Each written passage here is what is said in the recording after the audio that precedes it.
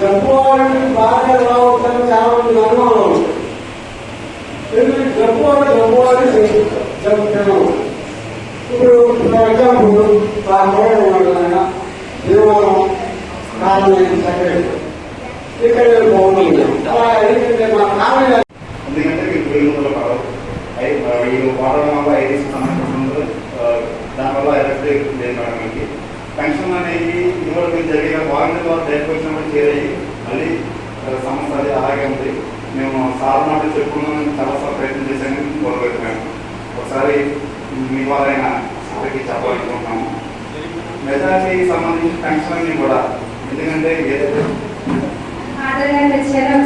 ఏదంటే మీకు తెలిసింది కాదు, మెజారిటీ సభ్యులంతా కూడా వైసీపీ అభిమానాన్ని మా మీద కష్టపడుతున్న దాని మీద జరిగింది తెలియదు, ఏం చేసుకుని తెలియదు. సార్ అపాయింట్మెంట్ ఒకసారి మా స్లాబ్ అనేది రాష్ట్రంలో పనిచేస్తుంటే నేను నేషనల్లో కూడా ట్రెజర్లో పనిచేస్తాను. మేము ఇలాంటి మన కాలం 833 ఉన్నాయి నేషనల్ వైడ్.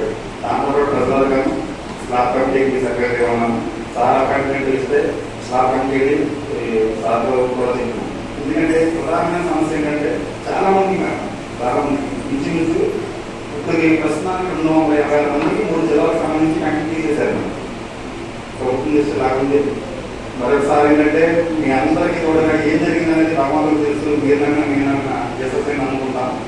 అన్నీ తెలుసు, అన్ని మంచి రోజులు మనకు వస్తాయి. ఖచ్చితంగా మా అందరి తరఫున కార్యాలయం తరఫున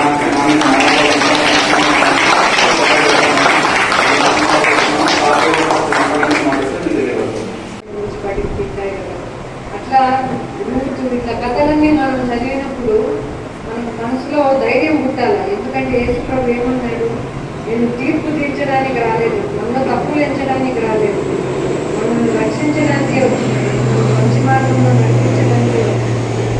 కాబట్టి ఆ మాటలు నమ్ముకొని యేసు ప్రభు. కానీ ముఖ్యంగా నాకు ఇక్కడ వచ్చి ప్రేయర్ చేస్తూ ఉంటే అందుకు ఒక మాట చెప్పాలనిపించింది. మనమందరము మన అవసరం ఏదున్నా సరే, మన కష్టం ఏదున్నా సరే, ఏ సైడ్